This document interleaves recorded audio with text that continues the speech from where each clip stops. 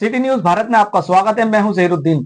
आज हम मौजूद हैं मीना बाजार के अंदर वार्ड 79 के जो अभी नए अध्यक्ष बने हैं ताहिर अजीज साहब के साथ। आइए करते हैं सीधी मुलाकात और सीधी बात। उन्हीं से कुछ चंद सवालों के साथ हम हाजिर हुए। सबसे पहले तो सर आपका स्वागत है हमारे चैनल पर। जी बहुत बहुत धन्यवाद, बहुत बहुत शुक्रिया आपका, आपने यहाँ आए और मुझे इस लायक समझा। सबसे पहला सवाल ताहिर अजीज साहब, वार्ड 79 से आपको अध्यक्ष बनाया गया है। कांग्रेस पार्टी ने एक आपको बड़ी जिम्मेदारी दी है, बड़ी अहम जिम्मेदारी दी है और आने वाले कुछ समय बाद यहाँ पर वार्डों का परिसीमन कर दिया जाएगा। उसके बाद जो है चुनाव भी होंगे, तो उसके अंदर बहुत महत्वपूर्ण हो जाती है आपकी जिम्मेदारी। तो आप किस तरीके से, सबसे पहले तो आप क्या कहना चाहते हैं पार्टी के शीर्ष नेतृत्व को?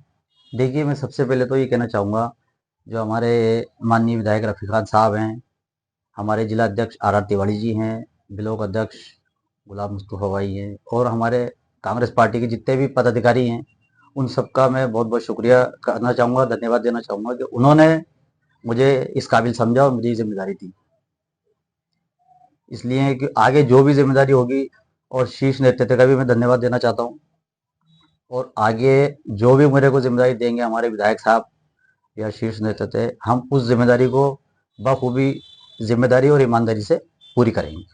वार्डों के अंदर अभी भी कहीं ना कहीं पार्षद बनने के बाद भी कमियां देखी जा रही हैं, तो आप किस तरीके से अब जो है आगे काम करेंगे? यहाँ पर भी आगे जब चलते हैं तो काफी कूड़े के ढेर लगे रहते हैं और सीवरेज की समस्याएं भी हाल ही में अभी काफी देखने को भी मिली थी।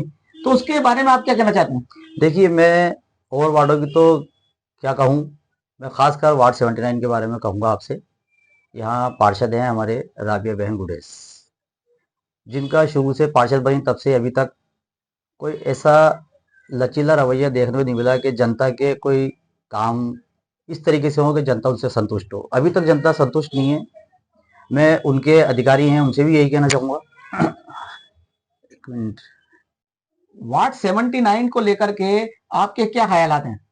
देखिए, वार्ड 79 को लेकर के सबसे पहले तो मैं ये कहूँगा कि अब चुनाव, निकाय चुनाव बहुत नज़दीक है। पार्षद साहब को, पार्षद साहिबा को भी मैं यही कहना चाहूँगा, राबिया बहन गुरजेश को, कि वो अब कुछ थोड़ी सी एक्टिव होकर के और जनता के कामों को, वार्ड की समस्याओं को हल करें। वार्ड में जहाँ जहाँ समस्या आ रही हैं उसका दौरा करें।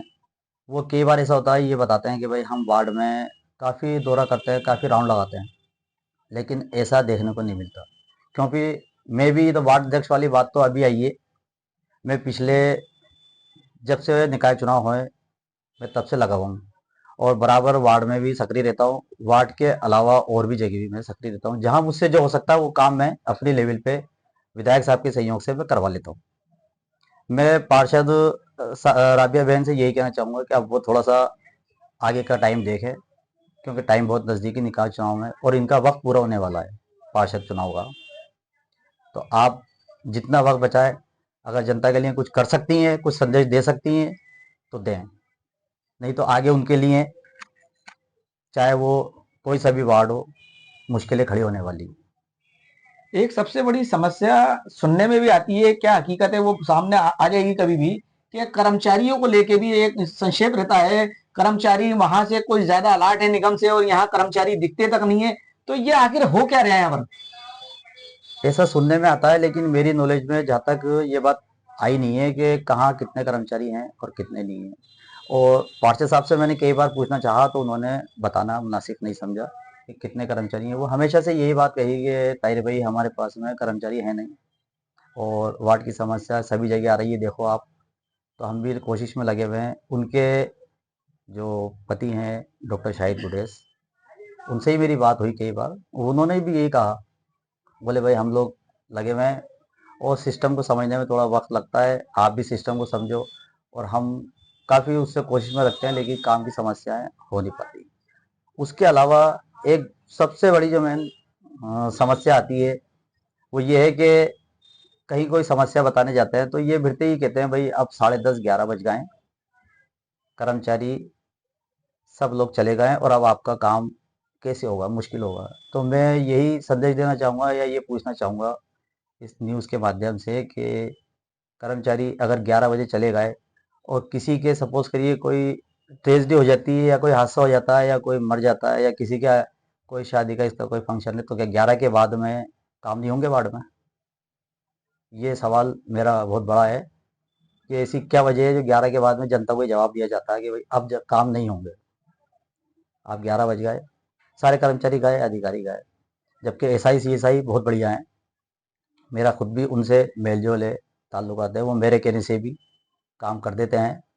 और अय्यन है, जय्यन है, मैंने काफ़ी काम करवाए वार्ड में, वो खूब करते हैं काम मेरे कहने से। अगर अपन पार्षद के लेवल के रहते, पार्षद के ऊपर ही डिपेंड रहते तो शायद ये जो छोटे मोटे काम हम अपने स्तर पे करा लेते हैं ये भी नहीं होते।